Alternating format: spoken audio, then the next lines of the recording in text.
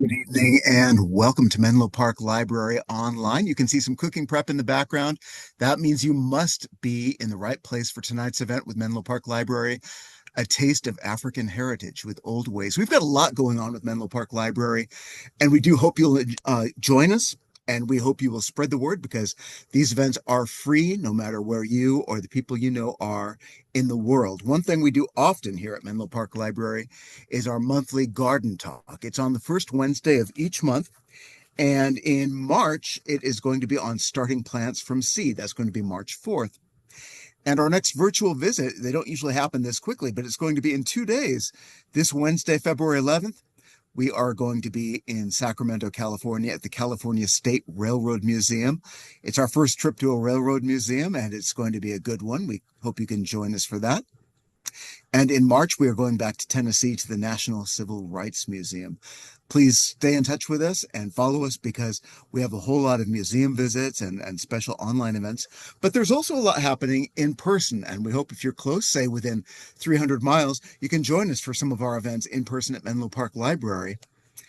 We've got live music about once a month on a Saturday. And in February, it is Cascada de Flores Celebrates Mexico. It's a very popular group who are going to be joining us. We are also very famous for our storytelling at Menlo Park Library, and Masanko Banda is going to be joining us this month.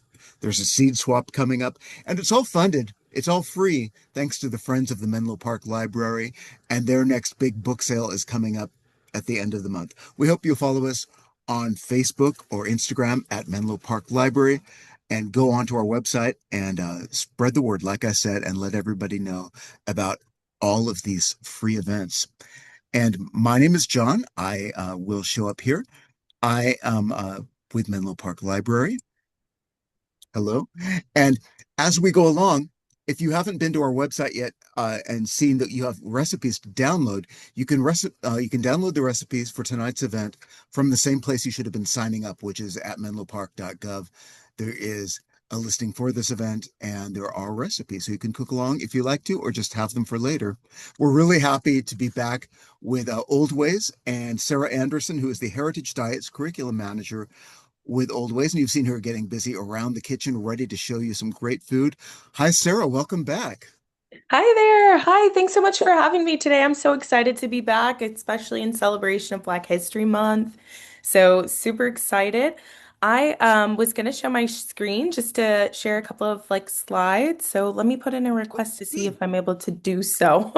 And while Sarah is doing that, let me tell you all that if you've got a question, please put it in the Q&A rather in the chat. Use the Q&A, and I will relay those to Sarah so she doesn't have to be watching her screen.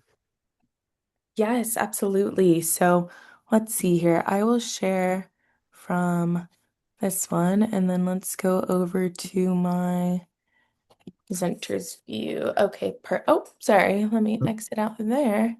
And then let's just do plays from current. There we go. Okay, perfect. Well, great. Yeah, John did a great job. Once again, I'm Sarah from Oldways. I'm the Heritage Diets Curriculum Manager, and I've been with Oldways since 2020, which is super exciting.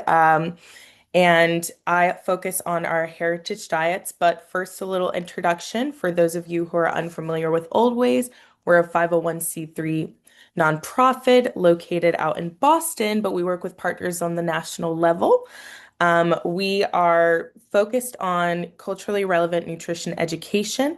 So, through our heritage diets, not only are they sustainable, culturally relevant, but also, full of joy because it's embracing one's heritage.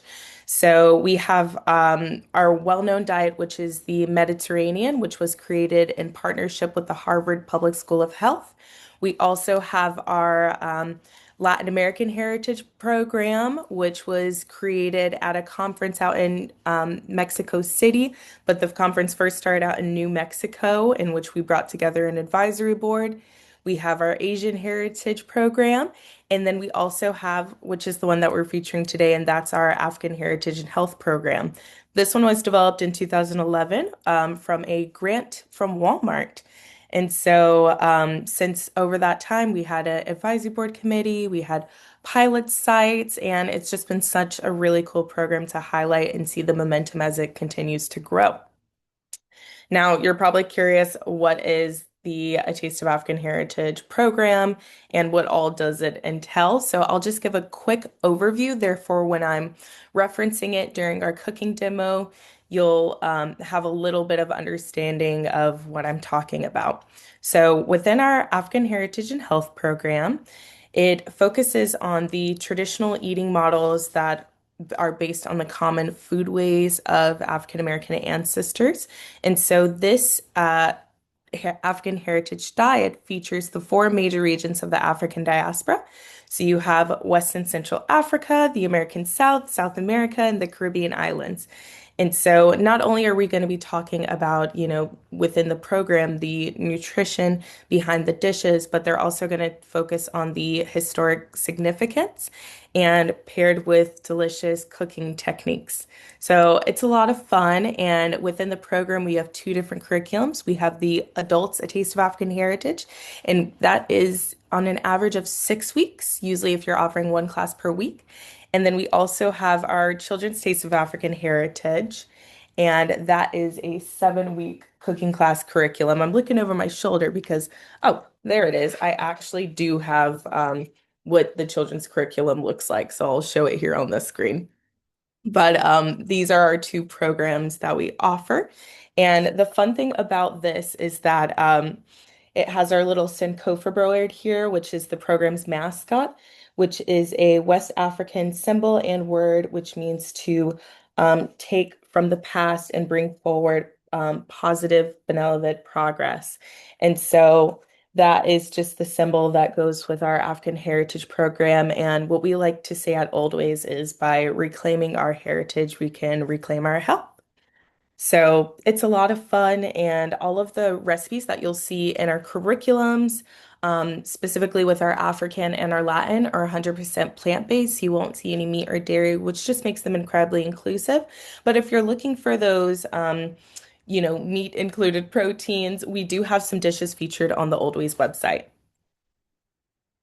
Now, this is just an idea because I know you saw the pyramid, which is on the back of the programs, but we also have our plates of expressions. So it's just a visual reference so you kind of can understand what to expect when people talk about eating around the diaspora.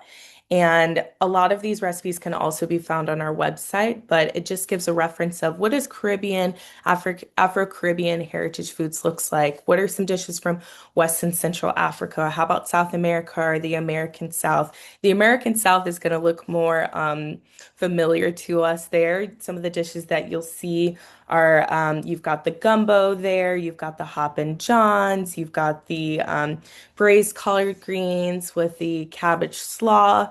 Over in the West and Central Africa region, you've got the peanut soup, you've got jollof rice, black eyed peas, chicken yassa, which is a famous Senegalese dish. And the Caribbeans, they've got the provisions there. So many starchy tubers. And so we've got this pumpkin soup, we've got these red beans and rice and a light coconut milk. And we've also got a grilled snapper, red snapper with mango and cilantro lime vinaigrette image there. And in South America, you've got the black beans and rice with a palm salad. You've got this, it's like a fish stew, and it's on the side with a watercress salad. And then you've also got a vegetable and rice soup. So a lot of those things probably sound familiar as far as following those food patterns. If you notice, there's a lot of um, legumes. So you see different types of beans and legumes featured out the dishes. You also have that emphasis on the grains with the rice and beans. And so that's just some of the patterns that you could follow to understand, different regional profiles where, there is that impact of the transatlantic slave trade and understanding the African diaspora and why you must look into those various different regions to understand African heritage foodways because you can't just think, it's only in, the African continent when there's been a movement of people. So now let's get cooking. I'm gonna move the screen back over and then I'm gonna bring you over to the stove. And also I have my other camera up there too, so you should be able to see the you should be able to see the stove here. Let me just arc that down a little bit more. Great. Perfect. And then I have another camera too that will help with meal prepping. So today what we're doing is and let me try to have my face in it. Perfect.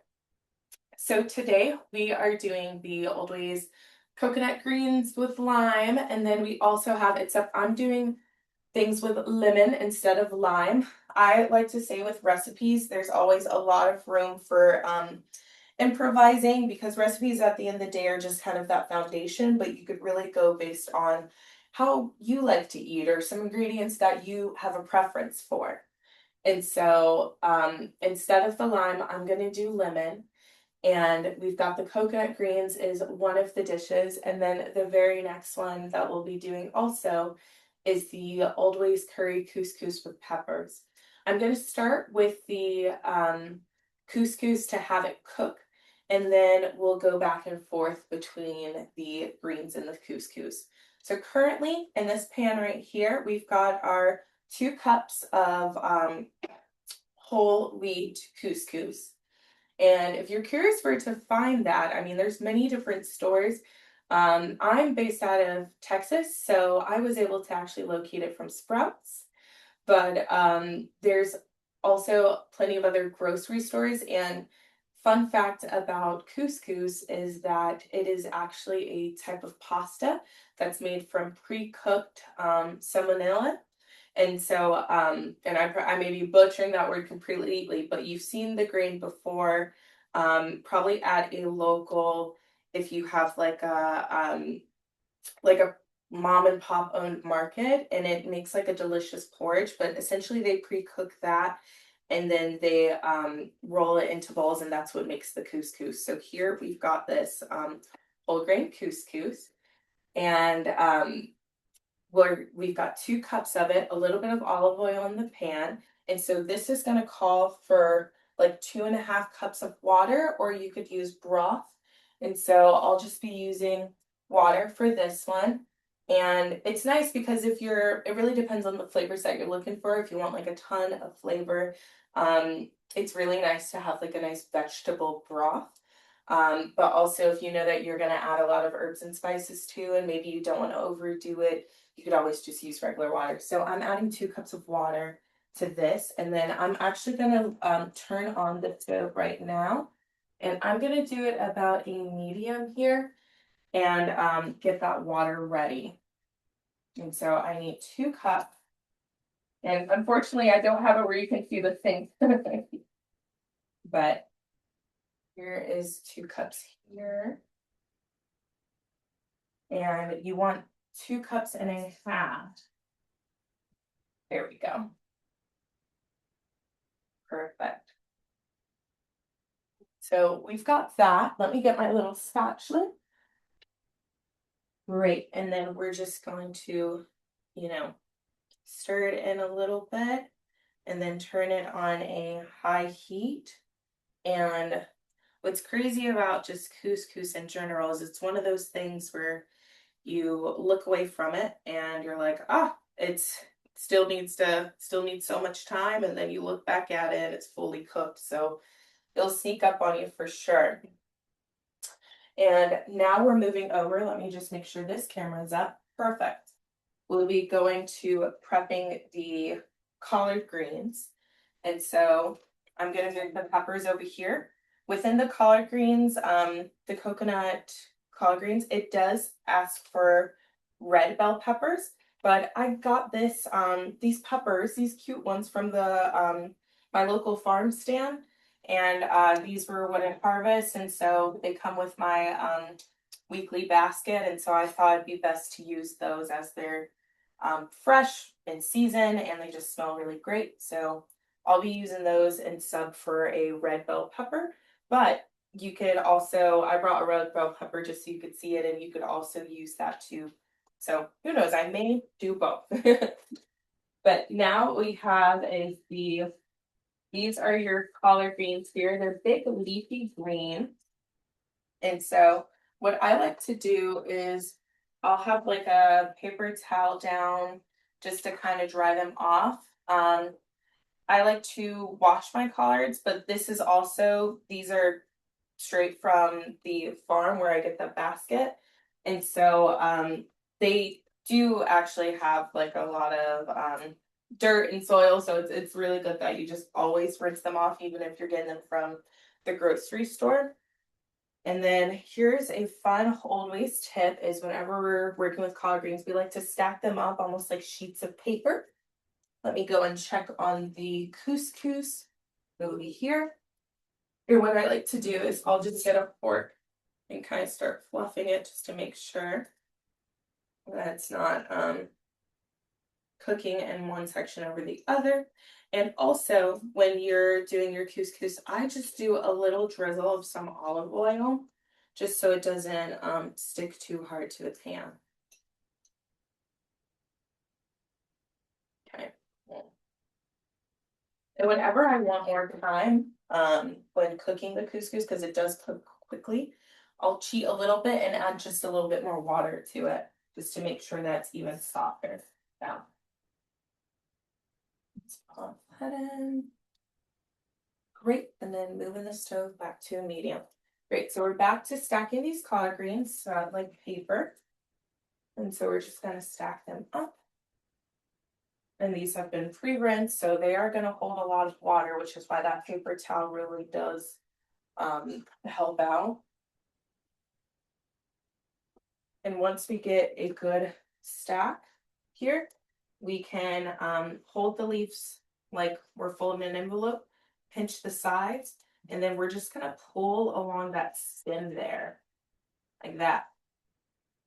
And so you kind of get into the groove of it, just pulling along that stem. And don't be worried, like if you get some of that stem in there, it's perfectly fine. It actually, a lot of nutrients is there. So, and extra fiber. If you know, you know. So, that always is really nice. So I'm just gonna, like an envelope, and then just start pulling against the stem there. And if you're looking at the couscous, it's starting to do its whole little smoky chimney where it's just the water is evaporating and couscous is cooking. Great, so we've got it stacked up here. And this, the coconut lime recipe, it calls for 2 batches of collard greens, which means the serving size is, because a lot of our recipes, yeah, it's a serving size of 8. So one good thing about our dishes is a lot of them, you'll always have leftovers, and it's just really nice to feed the entire family because they're big serving sizes. So if you plan on like hosting a dinner party or having friends over, even just following the regular Oldways recipe will be enough for everyone. If it's just, a family of 3 or 4, you'll still have leftovers, which is nice. And yeah, and also it's just like meal prepping too. You can already have it like ready do it on a Sunday. You've got the recipe, and you can just keep going with it. So this stack is getting pretty high, and I want to still be able to show you my technique. So I'm just gonna flip it over, just pat dry on this side. And then I've got my big pot right here. So with this one, we've got it does say you can do a little bit of olive oil, but with it being African Heritage Month and something that I've been doing with my collard greens is I've actually been using red palm oil. You can find this at your usual local market. There's an African market right down the street for me, but I've also seen it at like a fiesta or other types of markets too, which is really cool. And it's really neat. It's like a lot thicker than your typical olive oil. Let me see if I can show. Yeah, I'll show what it looks like here. See that? It's like an orangish color. And the fun thing about it is that it's very aromatic. Like it has almost like a people describe it as like a curry smell, but it's really aromatic. And so I'm just gonna add like a very little bit. This is 1/4 teaspoon of it because that's really all you need. It goes pretty far just by using a little bit. And Hey, then Sarah, could I come in for a minute? yeah, sure. All right, we've had thank you. We've had somebody say, could we stop screen sharing? We don't need to do it. I want to let everybody know in the center of your screen, right between the recipe and where you see Sarah's stovetop right now, there's a little tiny bar. And if you click on it, you can slide it one way or the other and make the recipe huge or completely minimize it so you can see Sarah very well. So that's a technical thing that you can do. So you can adjust that yourself on your screen, viewers. All right. Now, Sarah, we've got a question for you from a viewer who says, I'm a bit perplexed by the inclusion of jalapeno peppers. Was that something you decided to add, or is it traditional? No, with this actual dish, it does have the jalapeno peppers. And you're talking about for the couscous, right? I guess Like so. the peppers with the couscous. Yeah. Yeah, so it actually does have it in there. And I think it's really fun because the when we're talking about like peppers, I mean what really is going to add that like it adds a spice to it, which is a lot of fun. Oh, sorry, you're talking about with the greens, but yes, it adds a nice spice to it. And if you don't like jalapeno peppers, I actually recommend like something that's going to give you even more flavor with less of a spice are poblano peppers. But when we're talking about the diaspora, if you remember it, I said the four major regions. So you've got West Central Africa, the American South, South America, and the Caribbean islands. So there are tons of peppers that you'll see throughout the cuisine in Central South America and South America. So that's why we have it incorporated in this dish to share heritage from those various regions, which is a lot of fun. But And that was the remaining question is what region or country do these dishes come from? oh, yeah. And so, yes, so that with the peppers, you see the influence there. And it's funny because with collard greens, they're actually, sorry, I'm like checking over the couscous now, so I'm like bent over towards this camera. But collard greens are actually, the word stems, collard stems from colewort, which means non-heading cabbage. And those are very popular in Northern European regions. But once, Africans came over to the Americas and they were looking for edible greens similar to what they had back in West Africa, this was readily available in, the America that we know, the United States.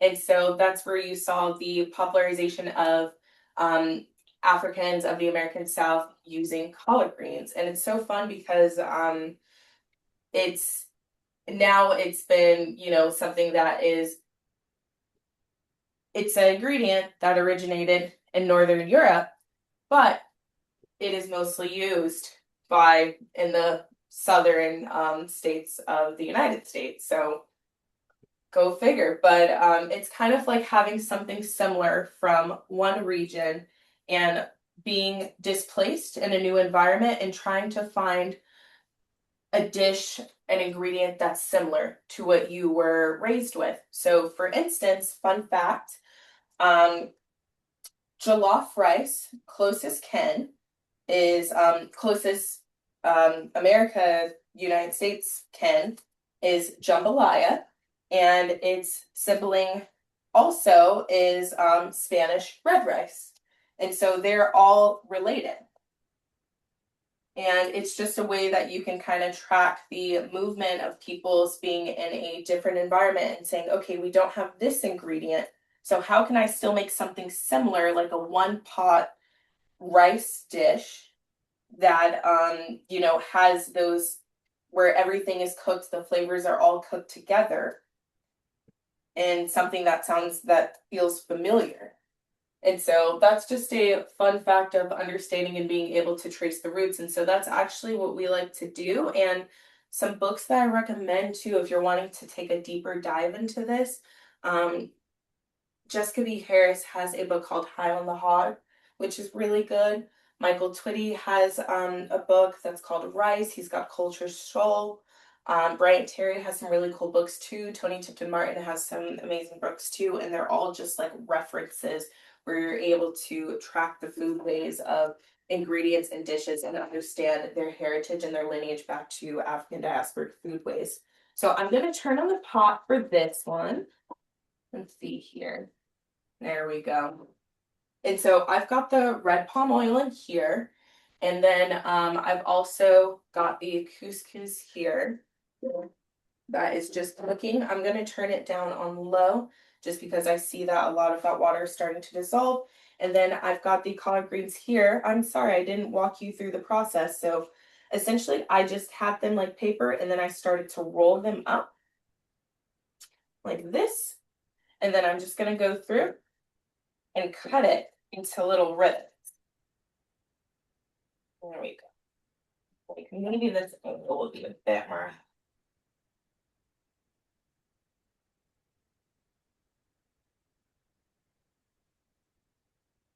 Perfect. So you've got these ribbons here, and we're just going to place that on the inside of this pot over here.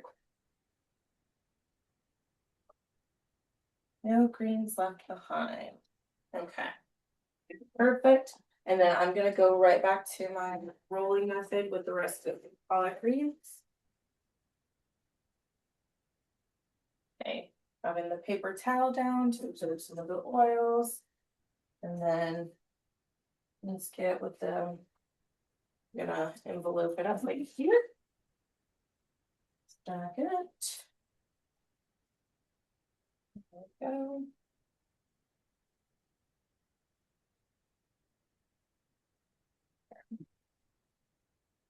Now, once you get in kind of like the speed of it, it just goes by pretty quickly.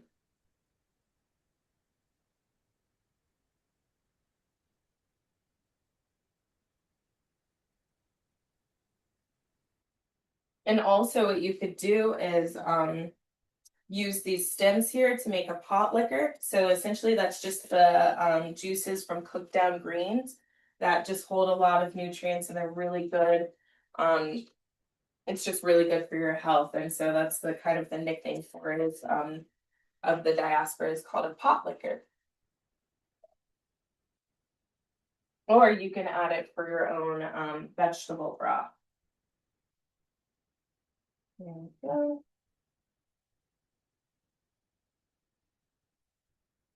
Pulling these apart.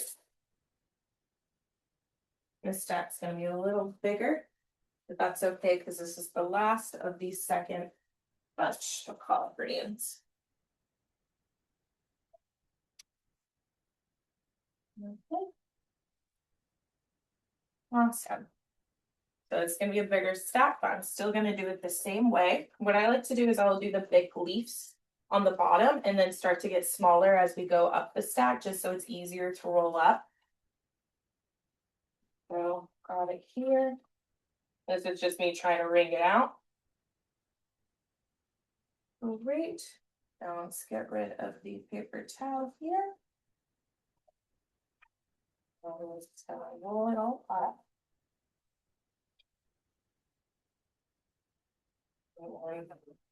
See me cutting it into ribbons.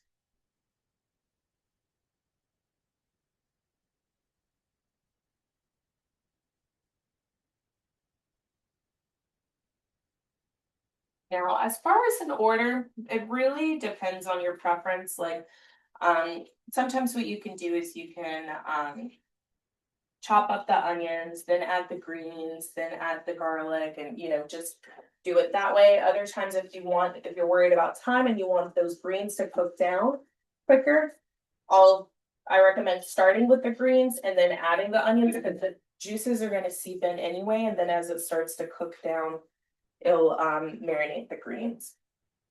So checking back in on the couscous. So this is almost ready, which is great. And with this, we have the four garlic cloves, large bell pepper, and I'm gonna, since I have small ones, I'm gonna use two instead of one to make up for that. And then we've also got curry powder. And so I'll just chop this up and then we'll mix it about and let it cook for a little longer. So we've got bell pepper here. I'm gonna remove the seeds, rinse it. Usually with your peppers, if you want to remove some of that spice, you get out the seeds. So got that there. We've got a comment from a viewer who says, "This is fascinating. Collard greens have already blown my mind." So you're impressing us already here. We do have a request.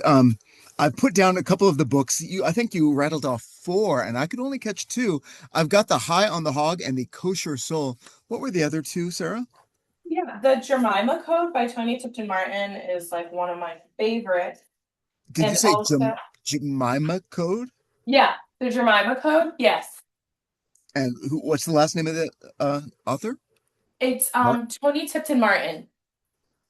So the last name is Martin. Yeah, yes, Thank Tony you. Tipton Martin. She's actually one of our program advisory board members. Oh, And then great. I'm looking at my books right now. I always keep some books here.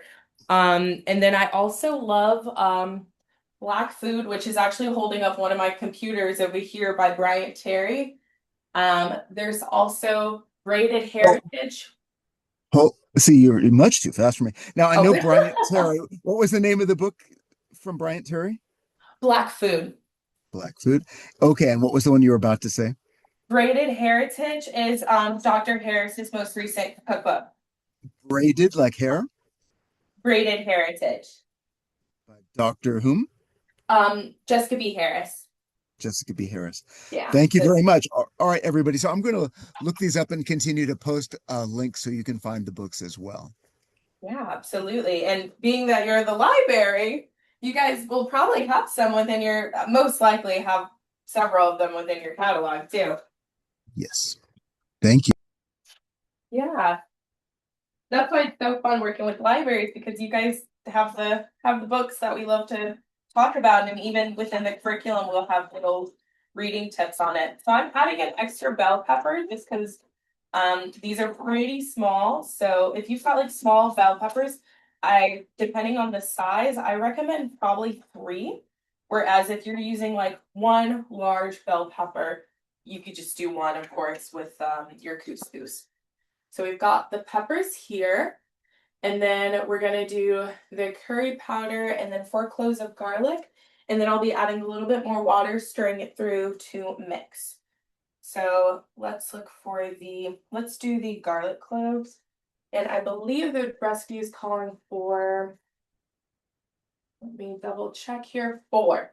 And so I look at the recipe because I know if I don't, I'll go really off character and just do it how I would usually prepare it, which whenever I see four, I almost double with garlic because we eat a lot of garlic at home. I love garlic.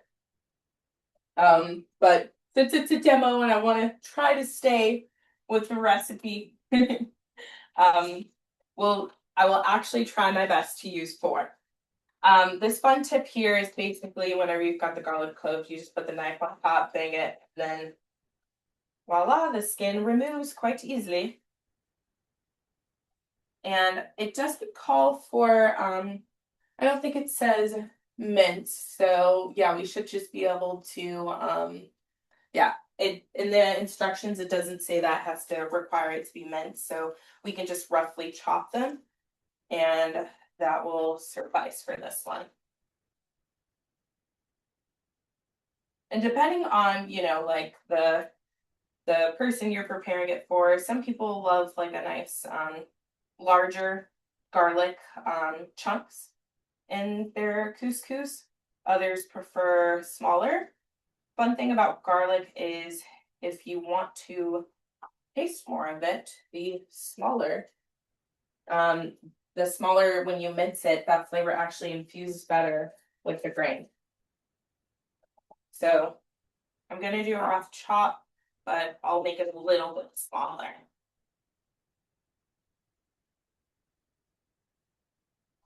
And I think I said 4, but I did 5.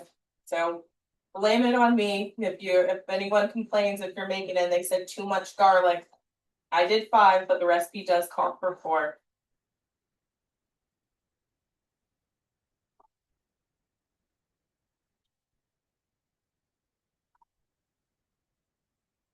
Perfect. If you see me acting a little funny with my knives, this is like my favorite. I mean, I get this sharpened, I've had it for years, so I trust it very well. Sometimes my cutting techniques can be a little too trusting, but it's a good knife. So we've got the bell peppers in here, we've got the garlic in here, and so now we're just gonna add some of that curry powder, and then we're gonna mix it up with a little bit more water to let those flavors soak in. Right here, I've got this, it's a Jamaican curry powder. I actually brought it back last time I was in Jamaica, and so I'll be adding a dash of that. The recipe does call for 1 tablespoon, so this one is pretty strong. Like even just opening it up, I can already smell it. So I'm actually going to stick to the 1 tablespoon, and that should be plenty enough. There we go. And then also, we have this curry powder by one of our program ambassadors out in Houston. Her name's Danessa, and she has her own business called Nola Baby. And so she makes her own too. And so I'm going to add a dash of hers. She's from Louisiana, and she makes really good seasoning. So adding a dash of that, a strong dash.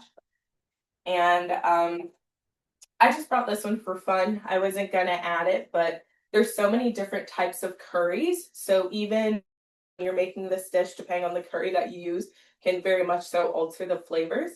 There's this Thai red curry that I have here, and the smell, it has more like a front of the sweetness, but then you get that kick in the back when you're trying it. But curries are essentially just a blend of many different herbs and spices. They always have like, a chili pepper, paprika, onion, garlic, and the ginger. So feel free to use the one that you like best. But this time I did like a Jamaican curry blend. Now we're just gonna add a bit of water and then stir that in. And I'm gonna put the lid over, let it cook.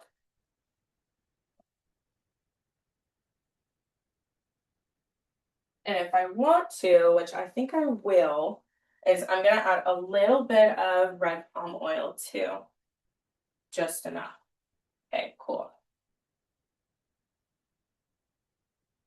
And then we're just gonna mix that in. And couscous cooks so well and nice. And so you just want to have that mixed in. And then I'm going to put the lid back on just to let those flavors get into it.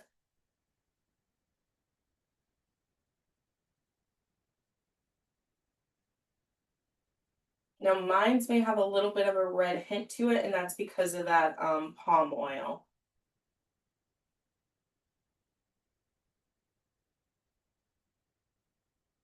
But you can already smell it throughout the entire kitchen. So just making sure to mix that in. And this is such a fun recipe, and it works even as like a base or a side dish. Therefore, if you are cooking like a fish, like a red snapper, or like a salmon, or like I would say more of like a what my nephew likes to say, a fishy fish, is really gonna soak up the flavors of the couscous, which is nice. Or if you just like have some sauteed veggies with a lot of sauce, it's gonna soak up all those flavors too, which is just really nice. You can already start to smell it. Yeah. Okay. And then before I put the lid on, I'm gonna throw a little bit more water on it just because I don't want it to cook too quickly. And then I'll also bring down the temp to low. And we'll see them later. Great. So now we have the greens here. I'm not sure if you can see them because it's kind of warping out the steam. But we're going to get back to our coconut greens with lemon. And fun fact about just greens in general is that in West Africa alone, you'll see over 150 different types of varieties of edible greens. They even have a word for it. It's ifo, and it's used to describe the many different types of leafy greens. And it's really cool because that tradition that you could see brought from West and Central Africa, you'll even see it in the deep South, where you have a lot of slow cooked greens, where maybe a little protein is used just to flavor the greens, but at the end of the day, the greens is still, the full meal. And when you're looking back into flavor profiles and how sophisticated they are, even in West Africa, about their greens, because there's so many, they even break it down to spicy, bitter, and mild flavor profiles. And so you'll see different recipes and dishes that won't have a particular green, but it'll say, oh, base it off of a mild green. So you have these several different categories of greens and many different alternatives that you can use based on the dish that you want to cook. In Afro-Caribbean and South American cuisines, you see a lot more milder tropical greens, kind of like spinach and kale. And so you'll see a lot more of that like embedded, or callaloo. You'll see a lot more of that like embedded in the cuisine there, as far as like using greens within the food. And the greens that we know of today, or that we see in the American South a lot, is you've got your collards, your mustards, your dandelions, your kale. And so these are just a few. This time I decided to do collard, but this dish is also really good if you wanted to do a mix of dandelion greens and collard greens. And yeah, so let's just go back into this. So we have the greens here. I'm going to chop up, it calls for 2 large yellow onions diced. And so throwing a little bit of water into this one, just because I have the lid open, I want you to be able to see it, but it's also going to slightly get hydrated. So adding a cup of water here, turning the heat down to low. And then we've got our onions here. So I've already halved them. It calls for 2. And it doesn't say, you can just do a rough chop. And so I am gonna just do like a nice little rough chop with these onions and toss them in. This side here. Another fun fact just about like greens when you're thinking about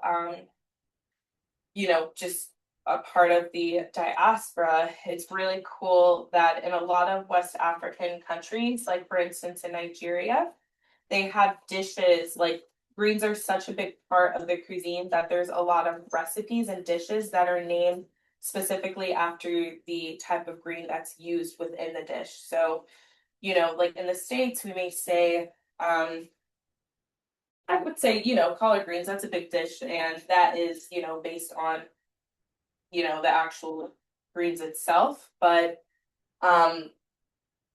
like for instance, in Nigeria or even in West Africa, it's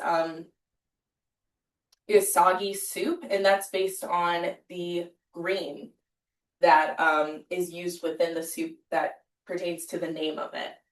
And so you'll either see like even like gumbo, that is the green, that's the okra, and that is pertaining to the vegetable. So it's focused around the leafy green or the vegetable of the dish that makes up the name of the recipe, because there's such an emphasis on just healthy leafy greens and vegetables. So we've got onion in here. I'm just gonna mix this around.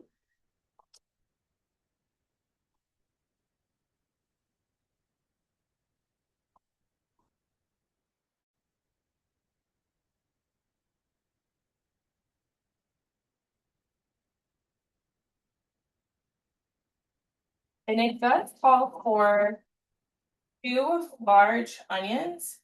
I am going to be using 1.5, just because I used red palm oil, but also if you just want to have like more of that collard green, like bitter green taste to it, then less onions is going to be nice because it's not going to cut down as much as that bitter green flavor. And I am the type who likes a salad with less dressing, so I'm definitely more green heavy with my dishes. So I'm just going to use 1.5 minutes for this. And also adding that red palm oil to it instead of the olive oil, it's already going to add a lot of aromatic like flavors. And so I think it's best if I chill it down, and I'll just do 1.5 that onion. And it's just a nice little rough chop.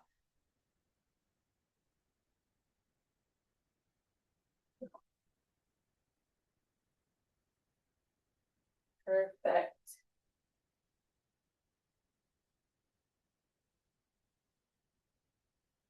Great. And then let's stir it around in here. Just rinsing off my stuff. Just gonna, and so my goal is to get those onions beneath the collard greens, so they're just cooking in the oils. And then I can start to go in and add that coconut milk. So it calls for 1 cup of light coconut milk. So I'll go back to using this guy. Rinse it off.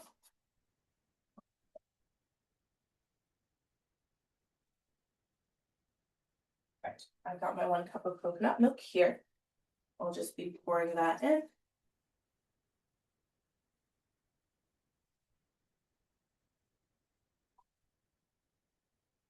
And so with that, you can already smell the change in the flavors, like the aroma from it. You see a lot of coconut milk dishes used within the Caribbean islands, like the red beans and rice with coconut milk. And, of course, it's a major crop there. So you'll see a lot within the cuisine, and that is of a lot of African Caribbean influence. So we're bringing that in for the greens. We're just stirring that around, allowing it to cook. And then lastly, let's go in with the jalapeno peppers. So it calls for 2 of them. And then also that 2 teaspoons of Dijon mustard. So let's do let me double check teaspoons versus tablespoons. Okay, yes, 2 teaspoons of the Dijon mustard. So I've got 1 here. Another one.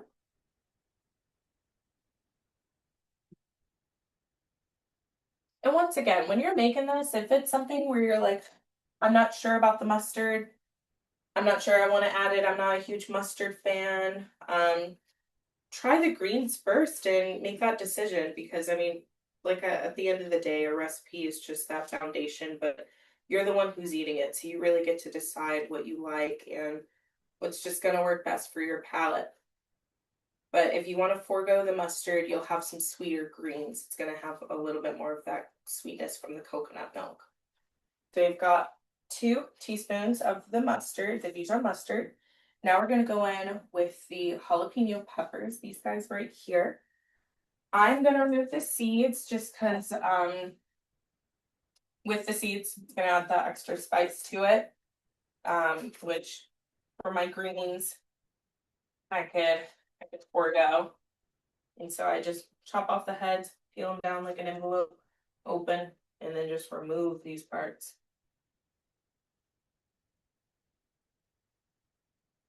There we go.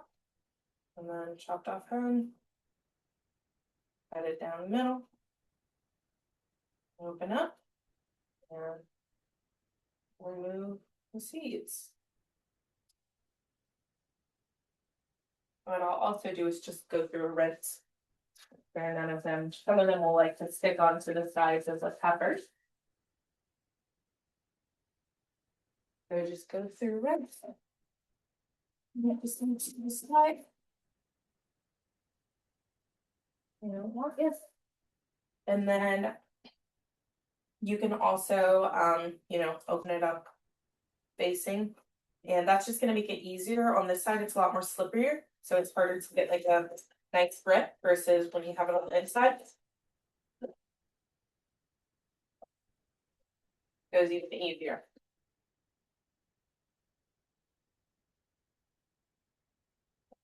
And if you're starting to cry from the onion or the jalapeno pepper, I always recommend you could either put the onion in the fridge for like 10 minutes, freezer 5 minutes right before you're about to use it.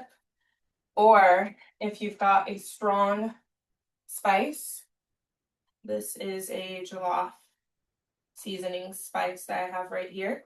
If you got a strong spice, you just crack it open, take a whiff, and it distracts your senses. It's really cool. I always like to keep like a fun, strong spice around. Therefore, if I feel teary eyed, I just distract my senses with an even stronger herb or spice, and that will help us. So we've got our loosely chopped jalapenos, and that was 2 of them. If you want to have less of that, then I recommend just instead of doing 2, do 1. Great, we've got those chopped and added. Now we're just gonna go back mixing them in. And then, so we've got the onion, we've got the jalapeno peppers, we've got the mustard, we've got the coconut milk, and then black pepper. So instead of regular pepper, I decided to use uh, grains of paradise or alligator pepper. They're right here. And you'll see it a lot within West African cuisine. It's on very similar to pepper, but it's really nice. So it's kind of just been my new thing, kind of like instead of chili pepper, chili powder, you're using like paprika or smoked paprika.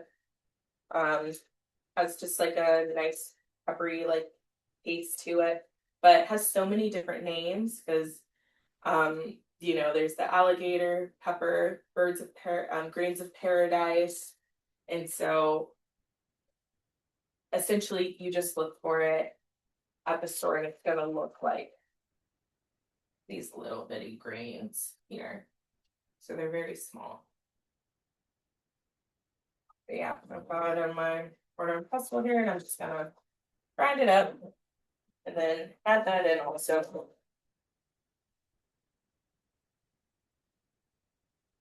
And if you have a grinder, you do not have to do all this. I just actually like it.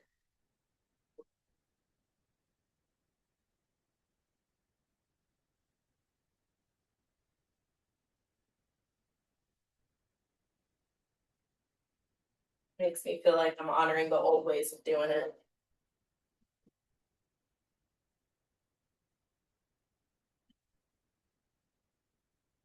Is it grind up?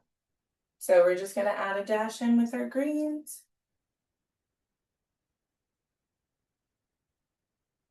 Perfect. And so, yes, we've got all of the ingredients there. We're just gonna blend it in more. If you want it to just be a little bit more wet, you could add a tad bit more of the coconut milk. I think I may do that, but first what I want to do is check on the couscous. Oh, just double checking again to make sure I'm not missing any little substitute that I wanted to add into it with the greens. Yes, okay, cool. Here is our couscous here. Perfect. So this is what it's gonna look like. And always go through, just fluff them up. You can always tell when they're ready though. They kind of make that little spongy noise when you're fluffing them. With the smells, it's just so aromatic and nice. And a little goes a long way. Remember, this is 2 cups of organic whole wheat couscous. So a little goes a long way. I'll keep the lid off just so we continue to look at it, admire it, and then I'm gonna add just a tad bit more of the coconut milk And then I'll raise back up the heat to a medium with the greens.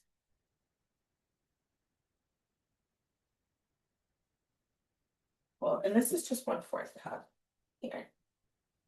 And then also lemon instead of lime. So I've got my lemon here. This one was not from the farmer's market. Okay, but from a good grocery store that does a lot with disaster relief. So really happy with them. All right, so I've got half my lemon here, chopped it. Just gonna squeeze that over the greens.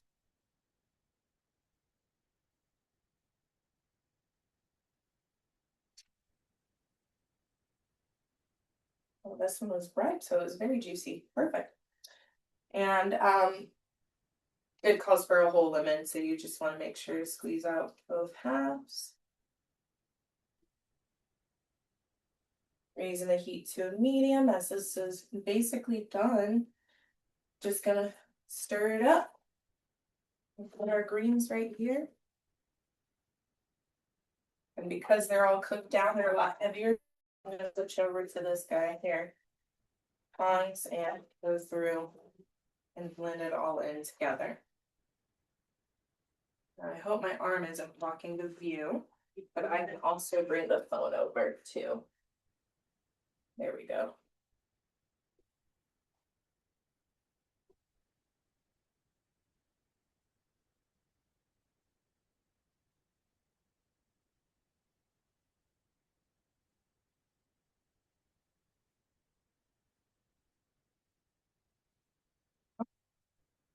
So I'm gonna get a little bowl because we're done with the couscous and we'll try it. And then while I'm doing that, we can also go in and have then try the greens. Perfect. So let me get a spatula.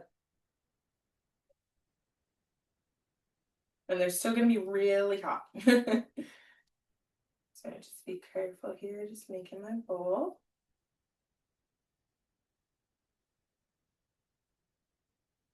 And it's also really nice when you do the peppers, garlic, and everything last because it won't stick to the bottom. You'll have it at the top so then it can just seep into the couscous. So we've got this little bowl right here. And then, as far as what camera, I think I'll go back and sit back down while this cook. Okay, it's been a while since I've been at this camera. Awesome. All right, so we've got the couscous right here, and we're going in for our first bite. It's warping a lot of heat, so bear with me if I burn my tongue.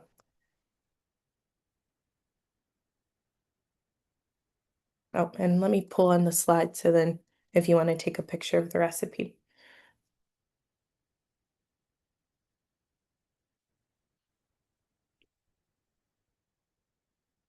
Mm.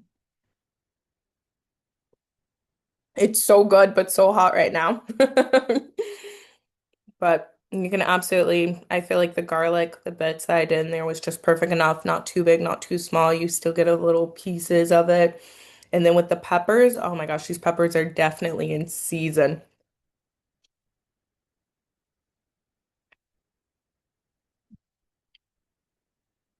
Ooh. And it's not spicy at all. It's just hot. And so that's why I'm eating like this. Now let's check on the coconut lime greens. And I'll pull the slide over to there, just in case anyone wants to take a picture of it. Yes, let me turn the stove off. Don't forget to turn the stove off for your couscous. And we've got the greens here.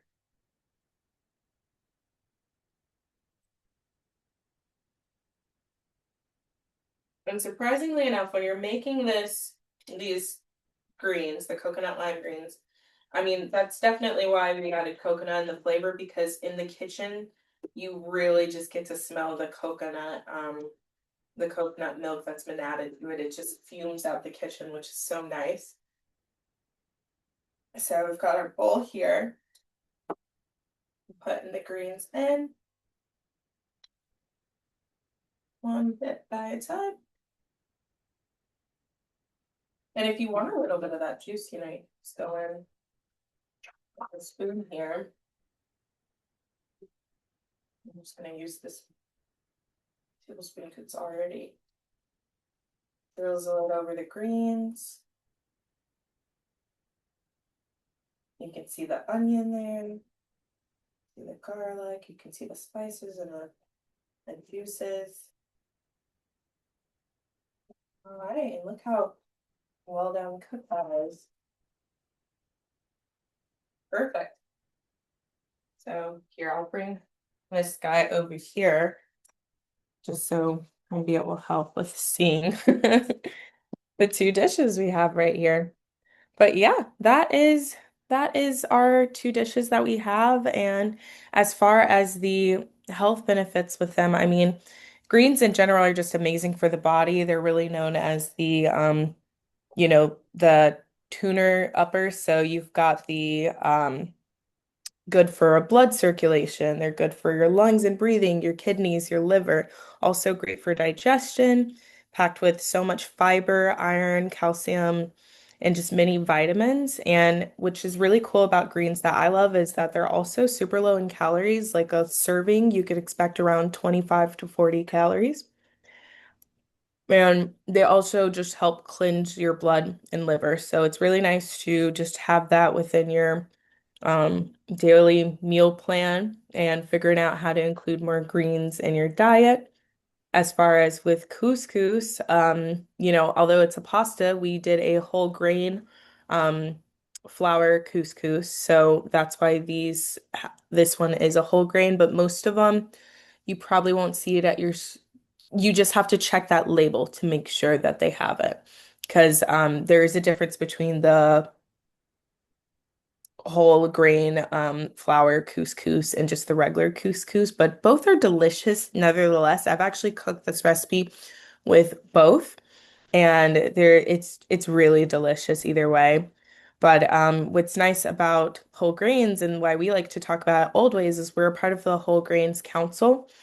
And so if you've been at a grocery store and you've seen different brands, like for instance, I've got Skinny Pop up here. It has a label on it. It's like this small little label on it that says whole grains. And we're a part of that council that gets the product approved for the US market. And whole grains in general are just really good for you. I mean, they're excellent source of fiber, antioxidants, and can lower the risk of chronic diseases, including diabetes, stroke, heart disease, high blood pressure, inflammatory conditions, and certain cancers. So there's just so much there. And if you want to learn more, I recommend you just check out the Old Ways website. We talk a lot about just various different heritage whole grains, and couscous is a North African heritage whole grain, and also you'll see it in the Middle East. So fun eating. I've already tried this one actually, so let me go in. I can go in for an extra bite. But now let's try the coconut greens.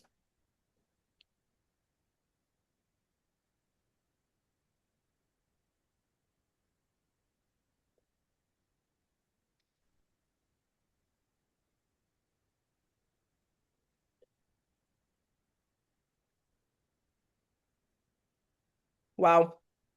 And even on the recipe, which is really funny, these two are complementary. You can actually put the greens over the couscous, and it's just going to soak up that delicious coconut flavor. But it's nice because you have that sweetness paired with just a little bit of spice. Like you'd be surprised, two jalapeno peppers really doesn't it doesn't overtake the coconut or the grains of paradise peppers. It's very light and it's just absolutely delicious. And the lemon is just like a nice little zest added to it. Mm. That looks so good. And I'm wondering if anybody cooked along with us. Uh, please do raise your hand if you've been cooking along tonight. Sometimes it happens. And Sometimes it doesn't. Usually we can count on one of our viewers to be cooking along. It wasn't me today. Yeah, I remember in the last couple of times you are cooking, John. Yes. Did not But have time this time around, I'm afraid. I'm glad you did it for us because that looks so good. yeah, this is one you'll definitely want to try at home, like when you've got some free time, because I mean, just like it's with this couscous, like I will use it like in my own cooking just at home outside of Old Ways like demos. And it's really one of those where it's like, okay, I have like this, whether it's a dish or a protein, it's got so much juices and I want to soak up some of those juices because it's so delicious. I'll usually prepare this and it just sets it off. It kind of expands the dish out even longer. So I love it for that. And then the greens, there's just so many different ways you can prepare greens. And I like this one because it's like a fun alternative to how I would usually do like around Thanksgiving time, my typical collard greens. Um, so it adds like a nice sweetness spice to it that's really good. But thank you so much for joining. This has been so fun. And oh, I always talk about, just some of the health benefits of culturally relevant nutrition, diets and them being sustainable, but specifically within the African heritage diets, you'll see many lower inflammation, supported gut health, which is a benefit. And also, it's great because these heritage foods promote nutrition across all communities. And so, when you're talking about Latin heritage, of course, it's going to have that impact within Latin communities, within African heritage, within Black communities. So, it's really cool that, we're just trying each other's foods. And our newest program that we have, which is our heritage diet, is our Taste of Mediterranean Heritage. We've had that one's actually our oldest, but we finally created a cooking class series with it. So people who want to teach the class can actually now teach it through our latest offering with a taste of the Mediterranean heritage diet. But there's so much fun there. And, in celebration of Black History Month, we have a e-course code. And so if you want to do our self-paced e-course, that's available on our website throughout the whole month. If you just type in BHM 2026, it'll give you $10 off that. That's BHM for Black History Month 26. hmm Yeah, 2026. And you'll All get right. $10 off. And Yeah. the website for Oldways is oldwayspt.org. Sarah is the Yes. Heritage Diets curriculum manager. And Sarah, as she was going along, gave out 5 great book recommendations. And all 5 of those books right now are on the Menlo Park Library Instagram feed. So you can go see the covers, Nice. go to our website, and you can place them on hold. If you have a Menlo Park Library card, you can place your holds and we'll let you know when to come into the library and pick them up. Wherever you are in the world, contact your local library also and see about reading those books. Sarah, thank you so much. Yes, thank you so much for having me. This was so much fun. I really appreciate it. And, everyone who's just trying to find different ways to celebrate, I encourage you to do it through food. What's funner way to share heritage and, learn about different flavor profiles is just breaking bread at the table and sharing different food ways. So I welcome you to come and try everything. So it's a lot of And fun. remember, everyone, these recipes that Sarah has shared tonight, they are up on our listing. Just look at the calendar on the Menlo Park Library website. You can cook and maybe you need tomorrow to prepare. And then on Wednesday, we're going to be back up on Zoom. We're going into Sacramento to the California Railroad Museum. Maybe you could have your dinner and eat while you watch the trains with us. Oh, that sounds so much fun. And you'll definitely have leftovers too. So that's absolutely a cool option. Thanks again, John. Thank you everyone for joining tonight. And I just hope you And let's close with some compliments. Miko says, thank you, thank you, thank you. This was informative, fun, well presented. Great job. Thank you. Aw. Jesus says, thank you so much for the recipe. And Tazia says, thank you again. Very informative. Sarah, thank you. We'll leave it there. We look forward to the next time we see you. Thanks for being with us tonight. Yes. Take care. Have a good rest of your night. Bye. Thank you, everybody. Thanks for being with us. We look forward to seeing you next time. Until then, be safe. Good night. Bye.